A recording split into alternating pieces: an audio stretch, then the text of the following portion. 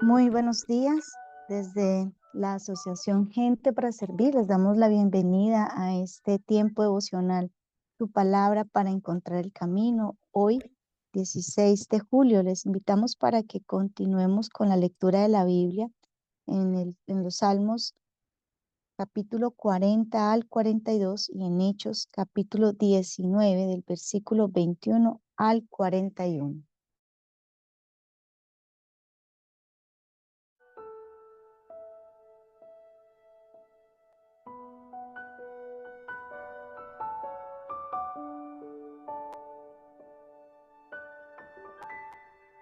En los salmos nos encontramos entonces oraciones extraordinarias. El primero la primera de esas oraciones que hoy tenemos está en el Salmo 40. Los primeros versículos nos narran una, una expresión del salmista en medio de la esperanza que mantiene por causa de la angustia, la preocupación. Y es uno de los pasajes que el creyente, el cristiano, tiene muy presente. Pacientemente esperé a Jehová y él se inclinó a mí y oyó mi clamor. Y me hizo sacar del pozo de la desesperación, del lodo cenagoso. Puso mis pies sobre peña y enderezó mis pasos. Puso luego en mi boca cántico nuevo, alabanza a nuestro Dios. Estos versículos iniciales nos llevan a ver la, digamos, la esperanza que emerge en medio de un corazón que tiene fe, a pesar de la dificultad, a pesar de todo lo que pueda estar experimentando. Pero seguramente con respecto al Salmo 40 vamos a poder comprender mucho más cuando en detalle nos acercamos al Salmo 41 y al Salmo 42. En estos dos salmos vamos a comprender por qué viene la esperanza del salmista que está narrado en el Salmo 40. Tienen una relación los salmos que hoy estamos leyendo. ¿Por qué? Porque de alguna manera en el versículo 4 del Salmo 40 dice, bienaventurado el hombre que puso en Jehová su confianza. Y justo también el Salmo 41 nos habla de esa bienaventuranza. Y lo dice en el versículo 1, bienaventurado el que piensa en el pobre. Y aquí nos referimos entonces a lo que significa la bienaventuranza, esa condición de gozo, esa experiencia de alegría, pero ¿a causa de qué? No a causa de una condición externa como tal, no a causa de una situación favorable, porque al contrario, en el Salmo 40 como tal lo que vemos es una situación de desesperación, lo dice el mismo salmista, que está en el pozo de la desesperación, pero que en su esperanza, esa proyección en su mente a pesar de esa situación eh, que está viviendo, dice, pacientemente esperé a Jehová y él se inclinó a mí y oyó mi clamor, me sacó del pozo de la desesperación. ¿Sí? Así que esa bienaventuranza no viene como esa experiencia de la condición del salmista como tal en ese momento. Esa bienaventuranza es la mano de Dios en su corazón, ¿sí? Pero esa bienaventuranza viene también por, por una situación y es lo que el salmista dice en el versículo 1, bienaventurado el que piensa en el pobre. Entonces, con respecto al Salmo 41, vamos a ver esa enseñanza que está relacionada con la bienaventuranza, ¿sí? Y que me permite a mí también confiar en el Señor en medio del problema, porque justo en el Salmo 41, versículo 2, nos habla del día mal. Y partamos de ahí. Lo primero es comprender que sí existe el día malo. Es decir, el que es bienaventurado no ignora que hay un día malo. El versículo lo dice así, Jehová lo guardará y le dará vida. Será bienaventurado en la tierra y no le entregarás a la voluntad de sus enemigos. Este versículo hace relación con Romanos capítulo 8 del 37 al 39 y dice así, antes en todas estas cosas somos más que vencedores por medio de aquel que nos amó, por lo cual estoy seguro que ni la muerte, ni la vida, ni ángeles, ni principados, ni potestades, ni lo presente, ni lo porvenir, ni lo alto, ni lo profundo, ni ninguna otra cosa creada nos podrá separar del amor de Dios que es en Cristo Jesús, Señor nuestro. En la bienaventuranza que viene de parte del Señor en nuestra vida, si bien nosotros eh, pues reconocemos que hay momentos difíciles, ¿sí? Sabemos que hay días malos, pero de alguna forma en nuestro corazón, en nuestra fe, en nuestra convicción, mirando a Jesucristo más que las condiciones que hoy nos rodean, hay una esperanza verdadera. Partamos de lo que sería un día malo, porque la Biblia habla lo que es un día malo. Claro que sí. Y nos habla incluso de que en ese día malo debemos prepararnos, debemos incluso vestirnos de una armadura de protección. Efesios 6:13 dice, por tanto, tomad toda la armadura de Dios para que podáis resistir en el día malo y estar firmes, habiendo acabado todo. El día malo es esa manifestación de las intenciones, de las tinieblas que buscan apartarnos del camino de bendición, que buscan influenciarnos para que nos separemos del Señor y claudiquemos en la fe, ¿sí? En la esperanza, en el amor. Pero la Biblia nos muestra tantas promesas de salvación y protección cuando disponemos nuestro corazón, cuando disponemos nuestra mente ¿a qué? A servir a Dios. Y por eso en el versículo 1 del Salmo 41 dice, bienaventurado el que piensa en el pobre, porque es que en el día malo uno generalmente piensa es en uno mismo, en lo que me está afectando, en lo que me está preocupando. Incluso cuando el mal se multiplica, cuando las condiciones son tan difíciles, porque cuando hay un dolor, porque cuando hay un momento de dificultad, de escasez, de preocupación, uno que va a venir a pensar en el problema del otro. ¿Cómo va a pensar en la enfermedad del otro cuando yo mismo me siento tan mal? Pero si retomamos lo que dice Romanos 8 del 37 al 39, la Biblia lo que nos está mostrando es una promesa de salvación y de protección cuando nuestro corazón y nuestra mente están al servicio de Dios, no al servicio de nuestros problemas. Hay esperanza, hay protección en la mano de Dios. Y ser bienaventurado es entender que no solo todo radica en mi problema, que no solo todo radica en en mi escasez, en mi debilidad, en mi dificultad. No, eso sería egoísmo y no cristianismo. Todo en torno a mí, egoísmo. Ese movimiento en torno a mí mismo. No se trata de una negación, pero también se trata de aprender a mirar al Señor. Y mirar al Señor es también mirar la dificultad del otro, del más débil que yo.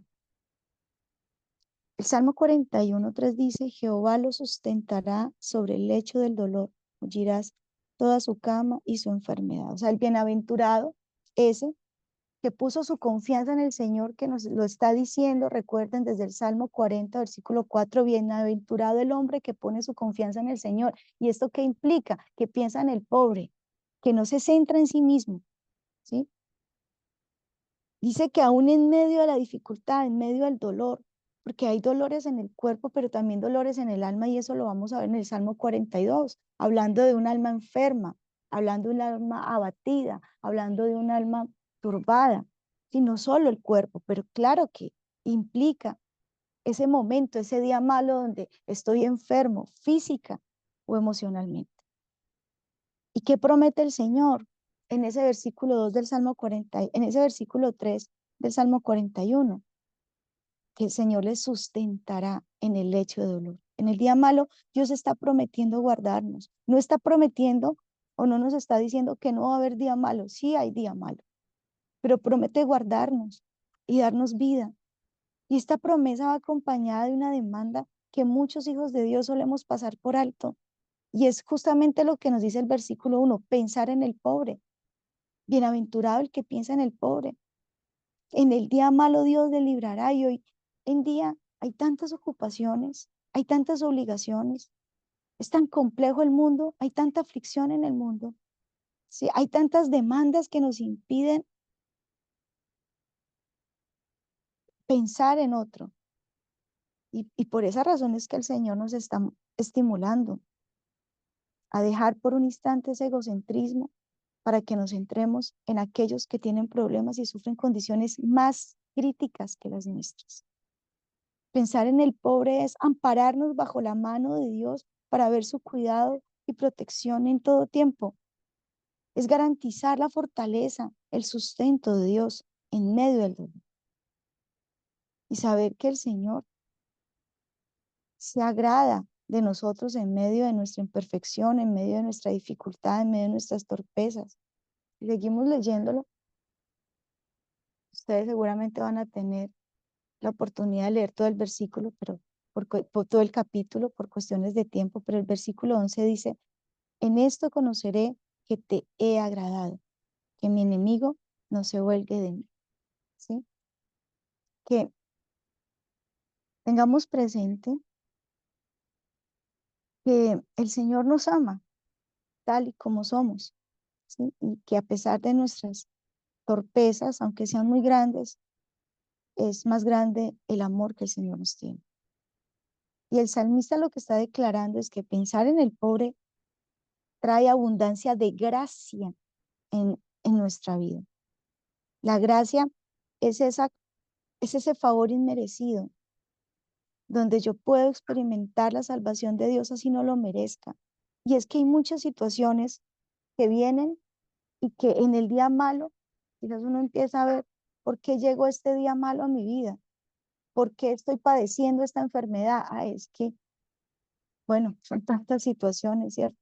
Hay tantas eh, situaciones que anteceden a una enfermedad y uno puede decir, ¿por qué no me cuidé? ¿Por qué no me hice el tratamiento?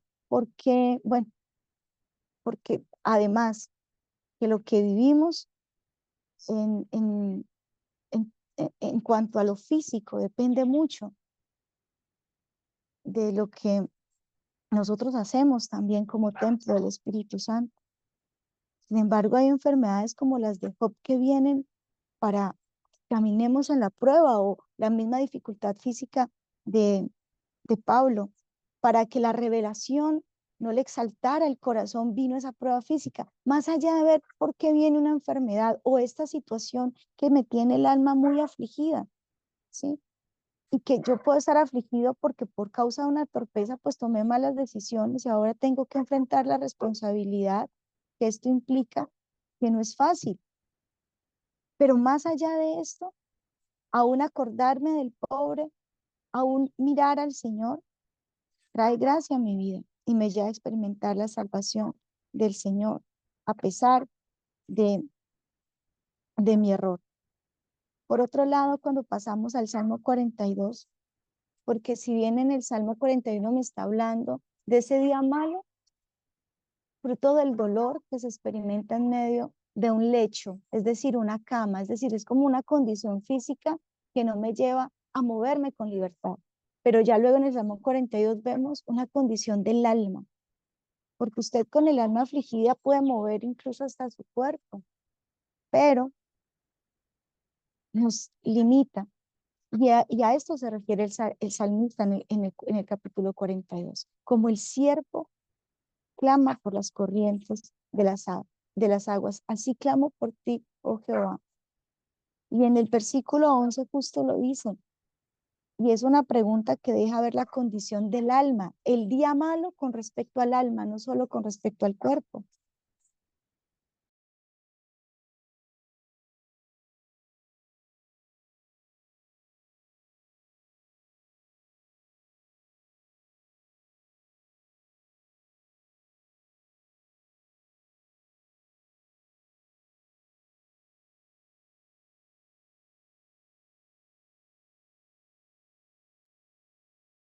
¿Por qué te abates, oh alma mía, y por qué te turbas dentro de mí? Espera en Dios, porque aún he de alabarle, salvación mía y Dios mío.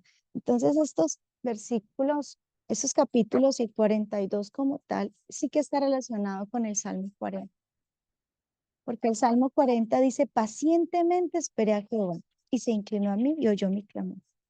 Y en el versículo 11 del Salmo 41 está diciendo, espera en Dios. Bueno, el salmista le está hablando a su alma y pienso que nosotros a veces satanizamos muchas expresiones o muchas situaciones que tienen que ver con, con el hablarnos, que tienen que ver con el estimularnos, con consolarnos, con hablarnos a nosotros mismos. Y esto más allá de ser una estrategia psicológica, aquí vemos que el salmista le está hablando a su alma. ¿Por qué te abates, oh alma mía? ¿Por qué te turbas dentro de mí? Espera en Dios, porque aún he de alabarle, salvación mía y Dios mío. Y es que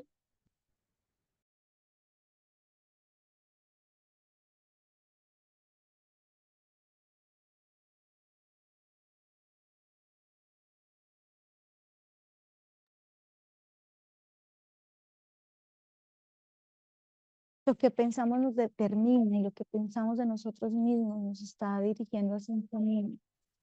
Y seamos realistas. Quien más habla a nuestra alma durante todo el día somos nosotros mismos. Es decir, la voz que más escuchamos durante todo el día es nuestra propia voz. ¿A quién estamos escuchando? O mejor, ¿de qué manera nos estamos escuchando? Estamos dando a nuestra alma palabras de desánimo, palabras de derrota, porque estamos viendo lo malo, porque estamos diciéndonos lo malo, lo mal que te fue, o sea, así nos hablamos, ¿sí? Lo débil que eres. El abatimiento es el estado de la persona que ha perdido la energía, el ánimo por causa de cualquier situación. Es decir, si bien esa situación puede ser una situación física, pero esa misma situación física me lleva a experimentar abatimiento en mi alma, ¿sí? O si es una situación X, familiar, económica, laboral, ¿sí? Social, yo con todo respeto les digo, si su alma está abatida porque perdió Colombia, am, pienso que nosotros como creyentes tendremos que aprender a desarrollar inteligencia espiritual y discernimiento, porque más allá de una apreciación personal, yo le animo para que como creyentes entendamos que hay victorias para las que no solo se puede preparar un equipo, sino también todo un país. Pero hay muchas situaciones sociales que le afligen y que nos afligen como colombianos, que nos abaten el alma. Hay situaciones, condiciones personales, familiares, sociales. El alma abatida se siente desmoronada, derrotada, sin ánimo de victoria.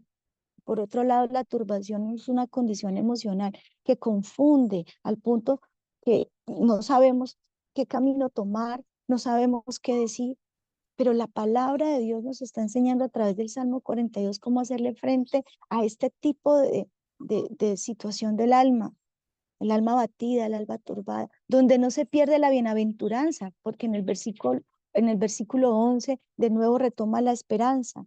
De nuevo dice, espera a Jehová porque aún he de alabarle. O sea, es bienaventurado porque es esa bienaventuranza del Salmo 44 que dice, bienaventurado el hombre que puso en Jehová su confianza. Es decir, no aquel que se le solucionó el problema, sino que sigue confiando en el Señor. Y es que el ladrón viene a hurtar, matar y destruir. El problema más grande que usted tiene ahora no es el problema en sí, el problema más grande es que usted no pierda por causa de la situación que está viviendo la confianza en el Señor.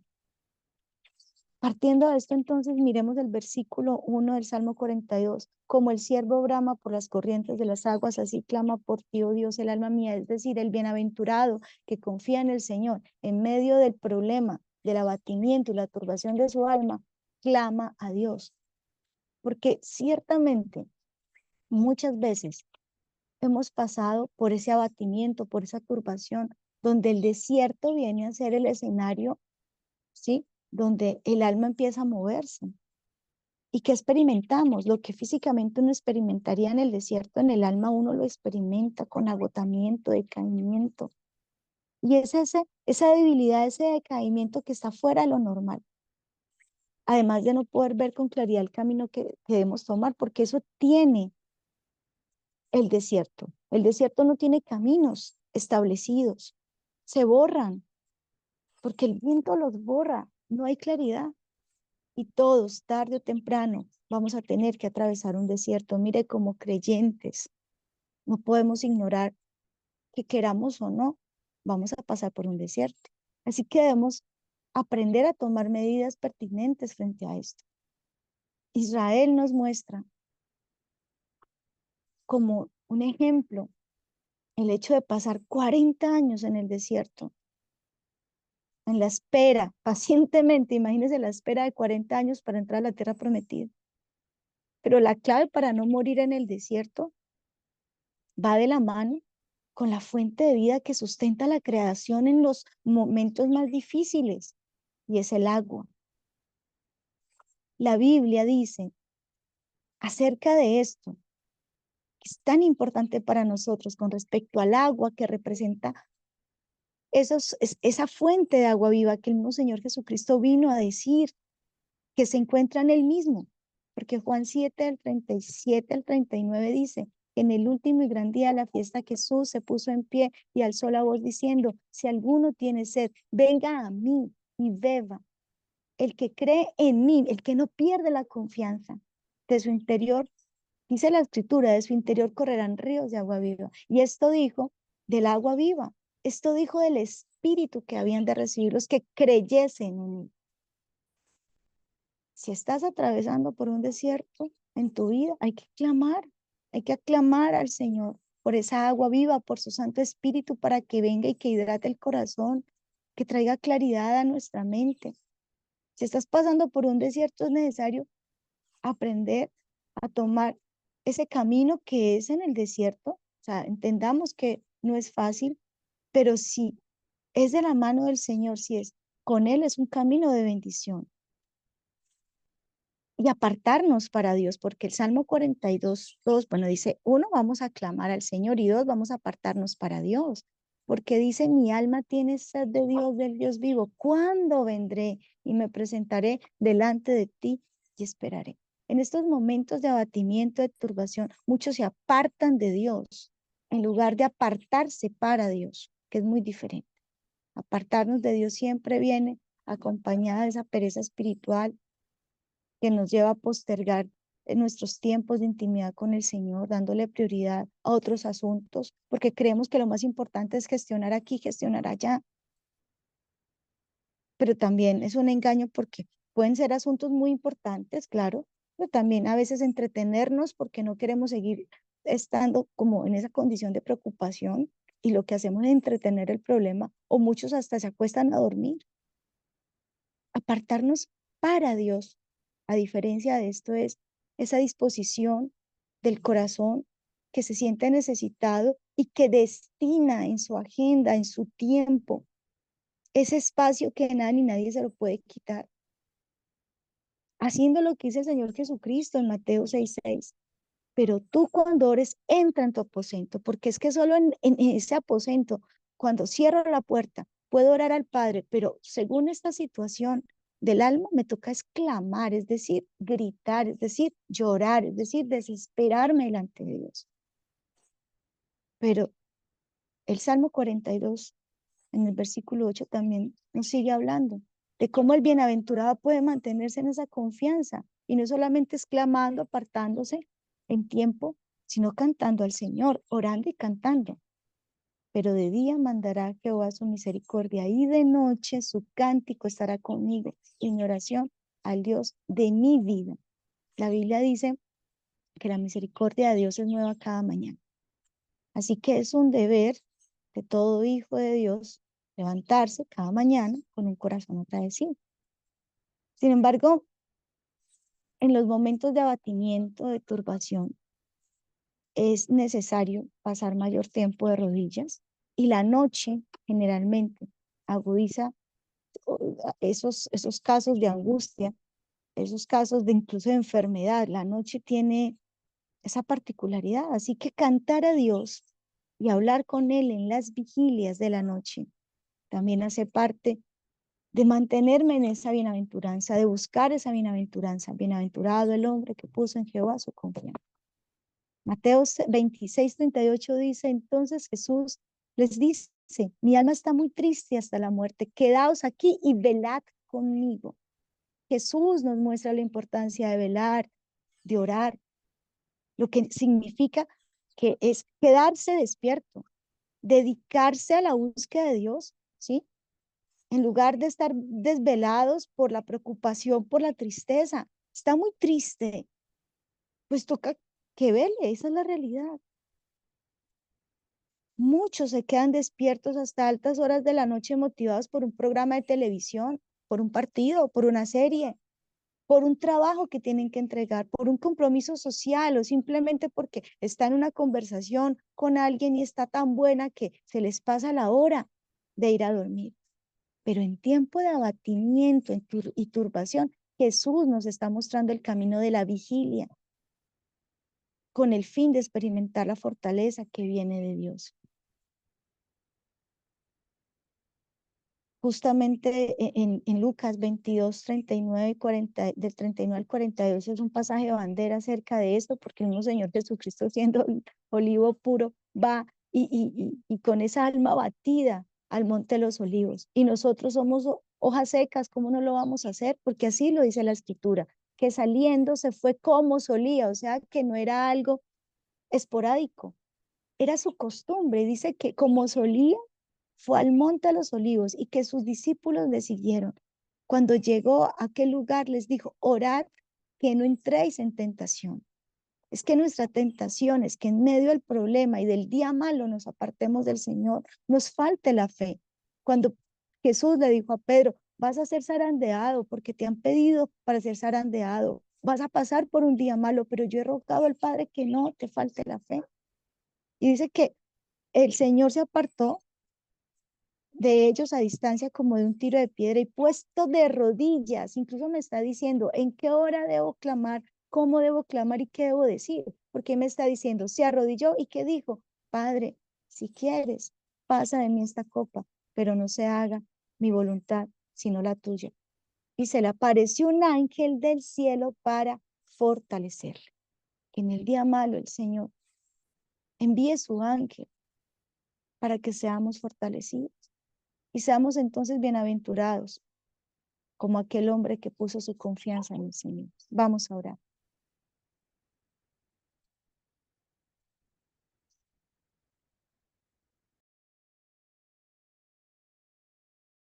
Padre eterno, que moras en lo alto de los cielos, ten misericordia.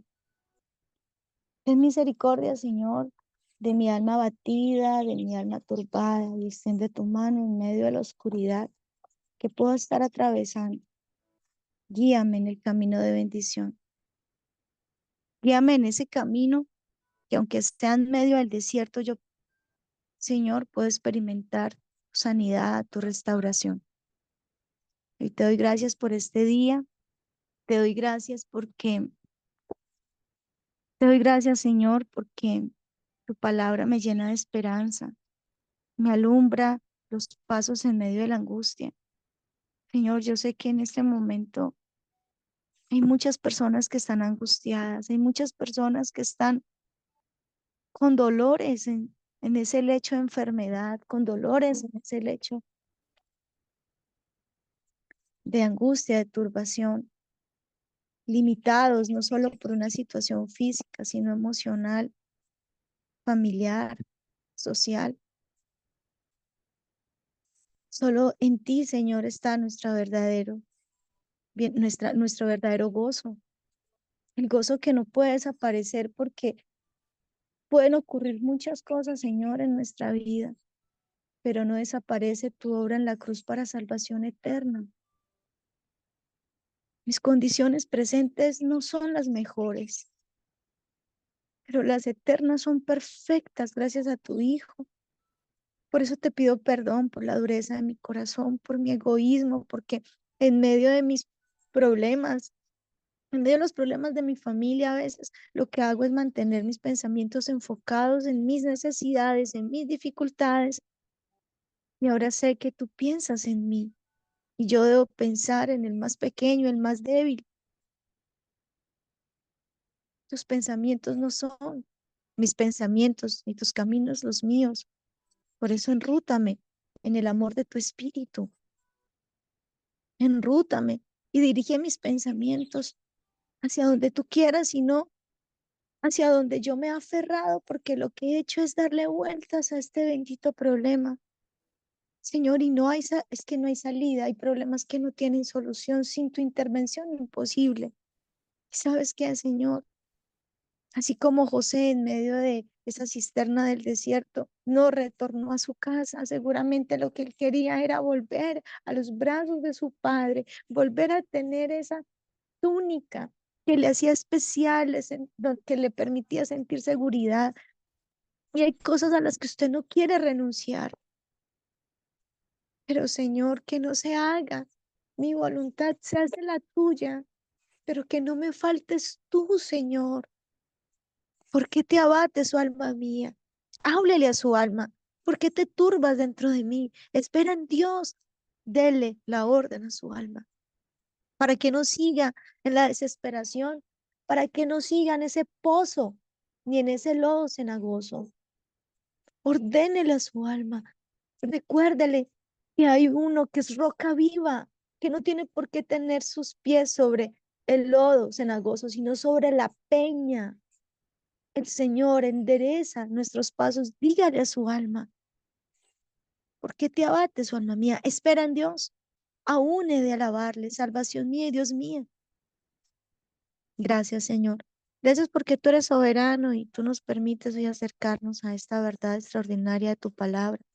Gracias porque tú, Señor, nos enseñas a rogar y a clamar por lo que hoy en verdad necesitamos, que es más allá de la solución física o de la solución económica o la solución que creamos que necesitamos. Es tu espíritu. Te ruego, Señor, entonces, dígale al Señor, dígale al Eterno, al Padre Celestial, en el nombre de Jesucristo, dígale, te ruego, me concedas del don de tu espíritu para que no muera de sed en el desierto en este momento. Hoy clamo a ti por el agua viva que hidrata el corazón abatido y me dispongo a apartarme en calidad, en cantidad de tiempo para ti, Señor. Ayúdame a velar, a orar para no caer en tentación y no apartarme del camino de bendición que tu Hijo Jesucristo marcó con tu sangre para darme salvación. Gracias, Señor, por este día que tú nos das.